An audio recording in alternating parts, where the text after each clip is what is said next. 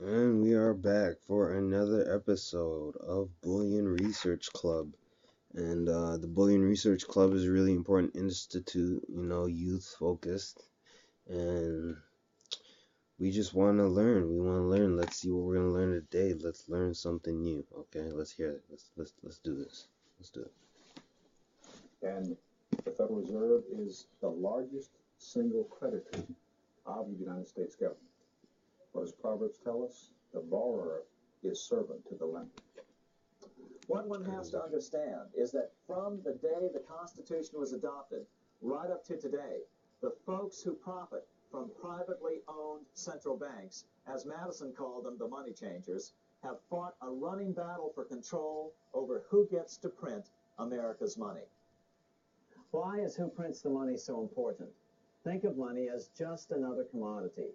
If you have a monopoly on a commodity that everyone needs, everyone wants, and nobody has enough of, there are lots of ways to make a profit and also exert tremendous political influence. That's what this battle is all about.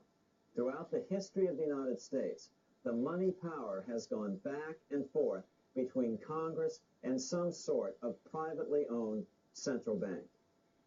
The Founding Fathers knew the evils of a privately owned central bank. First of all, they had seen how the privately owned British central bank, the Bank of England, had run up the British national debt to such an extent that Parliament had been forced to place unfair taxes on the American colonies. In fact, as we'll see later, Ben Franklin claimed that this was the real cause of the American Revolution. Most of the Founding Fathers realized the potential dangers of banking and feared bankers' accumulation of wealth and power. Jefferson put it this way: I sincerely believe that banking institutions are more dangerous to our liberties than standing armies. The issuing power should be taken from the banks and restored to the people to whom it properly belongs. That succinct statement of Jefferson is, in fact, the solution to all our economic problems today. It bears repeating. The issuing power should be taken from the banks and restored to the people to whom it properly belongs. James Madison, the main author of the Constitution, agreed. Interestingly, he called those behind the central bank scheme money changers. Madison strongly criticized their actions. History records that the money changers have used every form of abuse, intrigue, deceit, and violent means possible to maintain their control over governments by controlling money and its issuance. All right, yo. So you can see that there's been a long battle over this topic. You know what I'm saying? People have died over this. There have been revolutionary wars over this. This is why the United States was formed, because they didn't want to be subjected to unfair taxes from the Bank of London, which was also a central bank.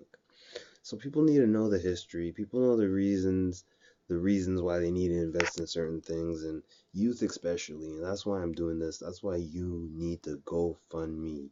GoFundMe.com/Prince Bellice.